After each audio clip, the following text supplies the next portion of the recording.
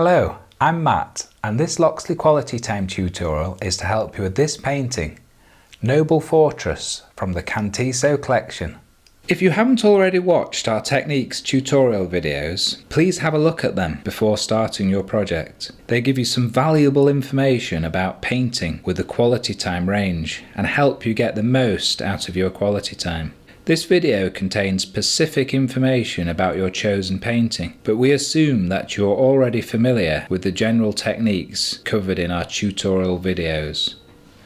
Noble Fortress features Eilean Donan Castle, which is one of the most iconic and visited places in the Highlands of Scotland. Eilean Donan, or Island of Donan, was named after the 6th century Irish saint Bishop Donan, who came to Scotland around 580 AD. The first fortified structure was built on the island in the early 13th century to defend this strategic point where three great sea lochs meet from invaders such as the Vikings. The oyster catcher bird, which we have added to this picture, was named after its main diet, oysters, and it lives in and around the coastal regions. So I'm starting this painting with the sky at the top here. It's a good idea to work down the picture, and there is a technique video on painting skies which I recommend you to have a look at before starting your painting. And I've mixed up this blue, this pale blue, using 65% white and 35% of the light blue, and I'm using the larger of the two brushes. I want the sky as even as possible, and I'm working my way with horizontal brush strokes across this sky. I can paint the edge of the canvas with the same colour while you've got it mixed, and Loxley was a pioneer in doing the canvas with no staples or pins on the side, and this way the picture looks more finished even if you don't frame the picture when you've completed it. I'm actually adding a little bit more white down towards the horizon, so as we come down, and again working around these cloud areas. The sky always looks a bit patchy at stage 1, but that's fine, it will disappear at stage 2 of the painting. I'm just working my way around these cloud areas. So you're referring to your photo and using the outlines here. The good thing about skies is that they're all different, they all vary. So if you paint it slightly different, it won't show, because every sky is so different. Keep loading your brush so that it doesn't run dry on the canvas. I'm just going to paint the shaded areas of these clouds. So I've done a very pale blue using 95% white, nearly all white, and I'm just putting a bit of where the texture would be on the clouds, so just adding a bit of colour. So I've worked my way across the sky now, and I've added the blue shading in these clouds, and I'm adding just pure white now for the white areas of the cloud. And what you'll notice is that I'm actually putting the paint on quite thick, and this shows the dimension of the clouds, particularly these sort of clouds that are big and fluffy. So they actually look three-dimensional, and you can use brush strokes for the clouds in different directions, so you're not having to smooth them out. You want as much texture showing as possible. And again, you're using the outlines, so you're just working up to where the outlines are. Just small dabbing brush strokes. I'm now painting the hill areas behind these trees in the distance here, and I've mixed up this light yellowish brown using mainly yellow, just with a very small amount of light brown. So you don't want them too overpowering, they're just want to stay in the distance. I'm using the small brush as it's quite a detail area, and just little brush strokes, keeping to the outlines and the individual shapes of the hills, taking the paint over the edge of the canvas again. I'm just going to add a tiny bit of green into the mix for this area here and blend it in with the rest of the hill. While the paint is still wet, I'll just blend it in with the yellow. I'm now painting the castle with this grey colour, which I've mixed using mainly white with a very small amount of dark brown. It's a good idea to have the brush strokes running all in the same direction. So once I put the paint on, I'm just smoothing it out all in the same direction. This way it looks like the stones are going in that direction. I'm using the small brush because it's quite detailed, and brushing the paint out so it doesn't want to be too thick at this stage. Even though it's all grey, if you keep to the shape of each wall, it helps it look more real. You don't get the walls all blending into each other. And it's this fairly pale grey as it's in the distance. It doesn't want to be too dark as it'll come forward, bring the walls forward. Painting around these little people here, smoothing the paint out so you can see the outlines quite clearly through the grey paint. with the same brush, the small brush, because it's detail work, and using the same colour, so it's this grey colour mixed mainly using white. I'm doing the wall and the bridge, again keeping to the outlines and just finishing the brush strokes in the direction of the stone. So for most of it it's horizontal brush strokes, and for these pillars here, finish them off horizontally. For over the archway, if you do the brush strokes the direction of the stone going round like that, and it keeps this detail in the finished picture. I'm now painting these people on the bridge, and I'm using the small brush, the very tip of the small brush, because they're quite detailed, and I'm using bright colours so they stand out, so they don't get lost in the general scenery. So like yellow here, and then this one light blue. Just very tip of the brush, you're just painting their clothes like that. And red is a bright colour as well. You don't want to use green because that's would get lost with the trees behind. With the hair I'm using light brown and just a little blob on the top. And it gives the picture more interest than with these people standing out nice and clear. Okay, so I'm now painting these trees or bushes next to the castle here, and then right across all these bushes. I'm using the small brush and brush strokes going in different directions so it looks like vegetation. And there is a video on painting trees and foliage which is good to have a look at before you do these trees. Gives you just a bit more information. So this pale green is mainly yellow. I want to keep it pale for this stage. And then you'll notice the grass down here is almost totally yellow. So I've mixed yellow with just a tiny bit of green so it stands out. And I'm going back to my bushes. Refer to your photograph so you can see which are the bushes and which are the clouds. And just keep to the outlines, trying to get it onto the bridge. Make sure your people have dried before you paint too near to them. Just doing this grassy area here, and again I've mixed a pale green using mainly yellow, painting around the rock areas here. I'm going to come back to these little bush here with a darker green. You'll notice from your photo that it's darker in colour. This is the darker green, just so that it stands out, not lost in the grass. They'll look a bit patchy, some of these trees at this stage, but in stage 2 you'll strengthen the colours up. Between these arches here, just painting the grass that you can see on the far bank there. Okay, so I'm now doing the water with the light blue, using the small brush and horizontal brush strokes, and just paint the areas selectively using your imagination and the photo. You don't want to cover the whole area, but you do need these patches of blue like this, and brush out the colour so it's nice and even. You don't want big brush strokes showing in the canvas. It's important that the brush strokes are horizontal, as the water is flat. Because the tide's out, there's not a lot of water, so you're needing to put green in between. So obviously this loch is tidal, which is why there's so much seaweedy type vegetation here, showing through in these browns and oranges, and the green I suppose is some plant life that grows. That's my blue, so I'm now going in with the green, and again it's just thin areas of horizontal brush strokes. It'll look quite patchy, but that's fine. This is just green with nothing mixed with it, and again you can paint around the edge with the same colours. I'm now going to add a bit of yellow, and yellow mixed with light brown, so it's mainly yellow with just a small amount of light brown to fill in between these areas. Again, all the brush strokes are horizontal.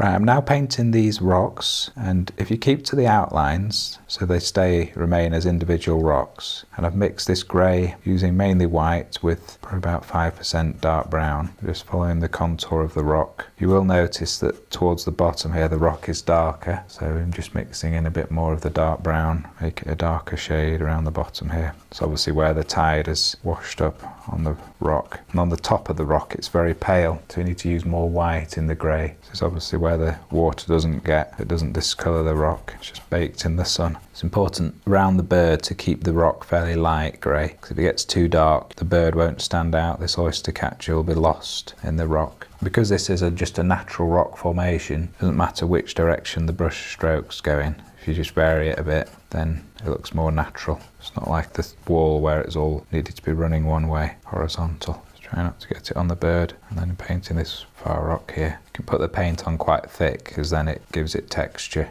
For these rocks over here, I'm using the small brush, the same colour of grey, but just the smaller brush so that I can get the detail, because they're quite a bit smaller. And again, I'm putting the paint on quite thickly.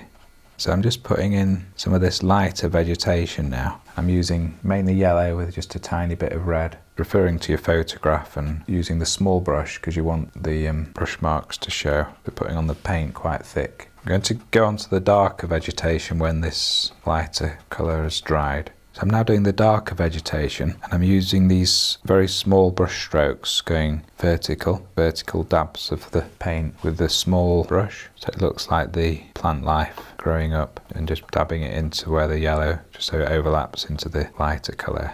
And this is the light brown mixed with white to produce this colour. We're working your way across around these stones and filling in some of these gaps. You can come back to these areas as the paint dries. You can come back and fill in the white bits of the canvas. You can vary the mix of the shade of white and brown just to make it more interesting as well. I'm now going to paint the oyster catcher, and I'm using the small brush and dark brown for the darker colour on the feathers, so the head and the chest. At this stage it'll look a bit patchy. If you just brush out any brush marks so it's nice and smooth, the paint, and try and follow the feathers, so you're coming down the neck and down the wing like this. So the brush strokes, any marks in the brush strokes look like the feathers lying like this. Working your way down around these areas. You can turn the canvas round if it helps, if it makes it easier. I'm just keeping the canvas like this for the camera. Try and keep a nice crisp edge on these tail feathers.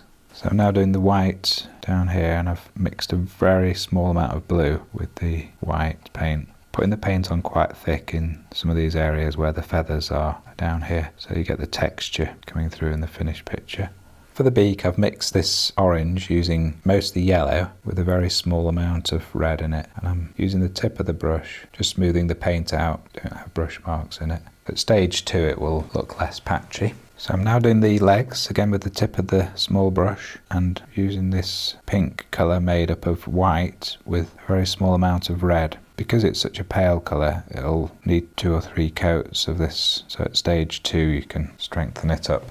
I'm now going to do the eye of the bird, and I've got just pure white here, and I'm just going to do a blob and make it as round as possible. So where I've smudged this white here, I'm just going to tidy that up with the dark brown. With the tip of the small brush loaded with the dark brown, I'm just going to do a dot in the middle of the white for the eye. Right, that's now stage 1 complete. That's the sky complete with the clouds with the paint put on thick to give texture. I'm pleased with that. That's all the castle completed with the outlines showing through nicely, which is what I want, so I can pick up the detail in stage 2 and 3 with the shadows. All the wall and bridge is complete with the grey colour. Pleased how that's turned out. So like where the water is, the green and the blue, that's all complete. And you can alter any of these colours by you're just pushing and pulling the paint until you're satisfied. But at stage 2 it'll look a lot more complete. I've added the little blue rock pool in the middle of the vegetation at the foreground, and that's all good at stage 1. For the rock in the foreground, I've put the paint on thickly so that it gives the texture, gives it more dimension. And again, I'll be adding more paint at stage 2 so that it builds up the layers and the texture in that. Right, so I'm now doing stage 2 of the sky, and using the bigger brush again, I'm just going over this exactly the same as I did in stage 1. Keeping it off the clouds, but you'll see the patchiness disappear and it builds up the acrylic paint, gives the painting more depth. We're just working around these little cloud areas, but with horizontal brush strokes, always finishing off horizontally. And I'm adding a little bit of white to the mix coming down to the horizon so that it's a bit paler. Get rid of any brush strokes.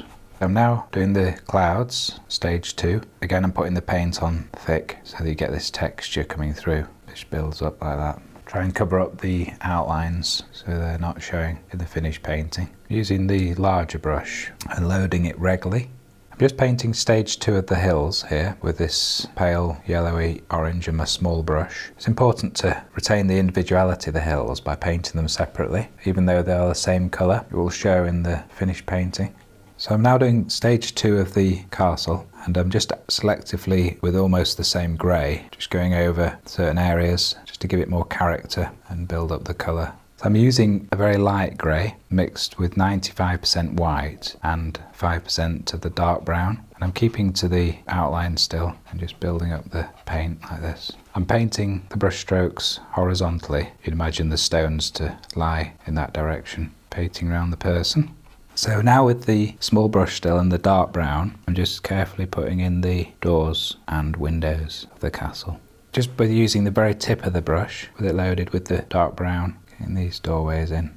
So I'm now doing the bridge and this wall area using the small brush and a grey mixed with 95% white and a small amount of the dark brown. For some of it you can do a slightly darker grey and add in some of the individual stones just to give it more character. Just a slightly darker grey here. Some of these areas I'm not covering the whole area, just selectively painting these individual stones in. Again with horizontal brush strokes. Stage 2 often is just enhancing and building up the colours selectively. You've covered the canvas with paint and now you're just building up a bit of depth with the layers of paint, just gently tickling the surface with the brush. Nice gentle brush strokes and it reflects in the painting. I'm now doing stage 2 of these bushes and I've mixed a slightly darker green than I did in stage 1, using a bit more green mixed with the yellow, just keeping to the outline and varying the brush strokes a bit. So it's working my way across these bushes, being more selective with where I put the paint.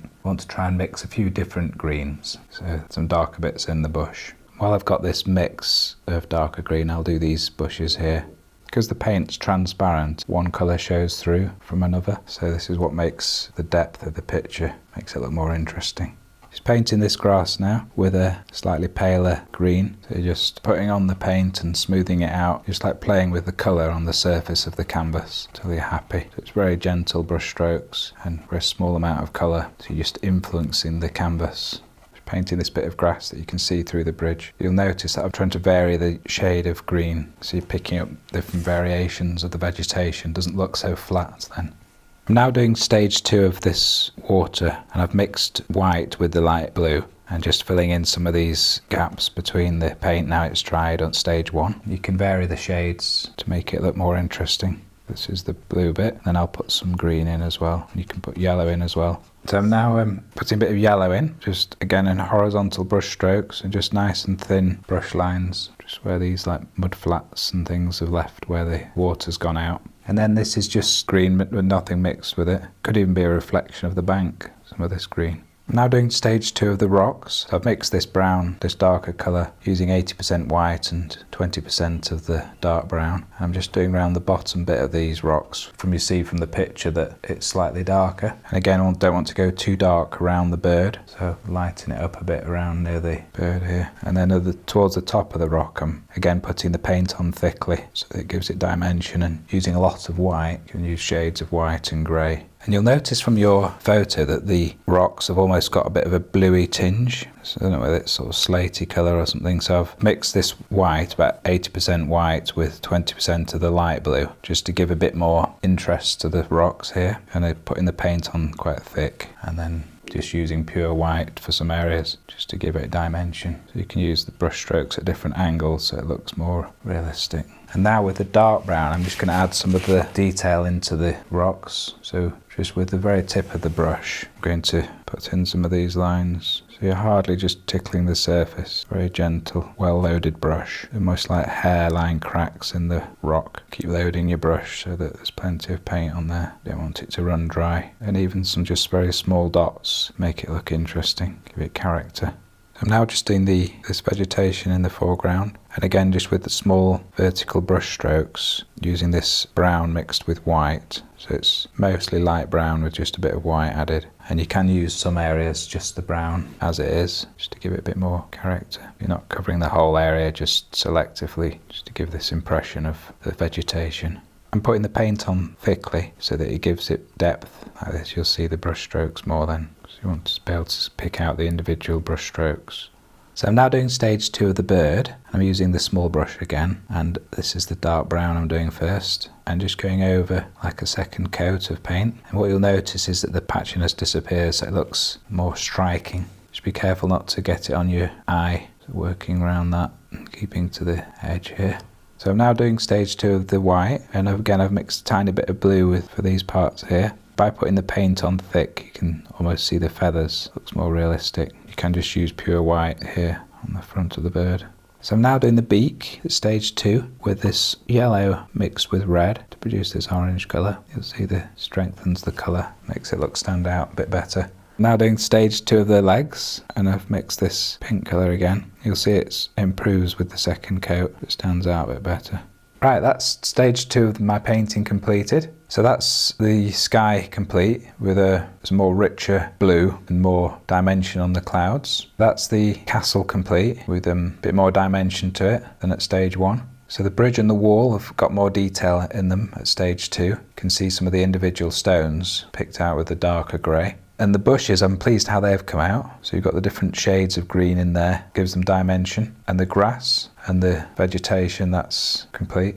I've now completed the water at stage 2, and I've made the colours more richer so they stand out. I've added some blue here under the bridge, that's where the water is. So that's the rocks completed at stage 2, and I've got the detail of the cracks in the rock, and I've put the white paint on quite thick so that it gives it dimension. I've put in the detail of the vegetation, so I wanted to try and make it look like individual plants, and that's come out quite well. And I've added some white here, which is just for the stones, some little stones that are showing in the vegetation. So that's my bird all complete. And I've actually added some dark lines just to pick out these feathers under the wing here with the dark brown. I'm now at stage 3, which is the shadows, and there is a technique video on painting shadows, and I've mixed up my shadow paint using the dark blue and the red, and I've added a little bit of water to these as they're softer shadows on the castle here. So I'm just picking out some of these areas. So you're referring to your photograph and also your guide where they're marked on your painting guide. So it's just bringing out some of the detail of this architecture. I love this stage of the shadows as it gives it depth. So under this bridge area here, I'm using the shadow paint without water as they're more bolder. Shadows are more intense. You can go over these areas as much as you need to. And then there's just a bit along here, see where there's a stone ledge sticking out. And then these are in the shade. Really brings out the dimension. So I'm now doing a shadow under the bird here. It's important because it makes it look more realistic. This is just without any water mixed with it. Right, that's stage 3 completed, all the shadows done. That's all the shadows on the castle done, and I've picked out some of the detail in these turrets, and I've strengthened the windows and the doorways, and under some of these areas I've picked out where there's quite a bit of shadow, and across here on the trees that's shadow with the sun just catching this bit here. So some of the walls are in the shade here, so I've just done those with a watered down shadow paint. Some of these areas here, there's quite a lot of shadows on the bridge, so I've picked out these with the watered down shadow, and then under the arches, of course, I've done the darker shadows. I've done a very watered down shadow mix under this cloud here, just where it's in the shade. And then of course the shadow under the bird here, and I've done a bit of a watered down shadow under the wing here. Right, I'm now on stage 4, the highlights, and this is done using pure white. And there is a technique video on highlights which I recommend you to have a look at, and it's just a tiny speck of white just where the sun is catching it. So it's the very tip of the brush with the brush loaded, just where the sun's catching. It provides contrast. On the water it's important because it's very reflective, so it's important to do a few of these thin white lines, ties the water together as well. These highlights are marked in red on your instruction guide. You can either use the tip of the small brush or the edge of the hanging tab on the box. Right, so that's stage 4 completed with all the highlights done. I've enjoyed this. I hope you get out of your quality time as much as I have out of this tutorial. Goodbye.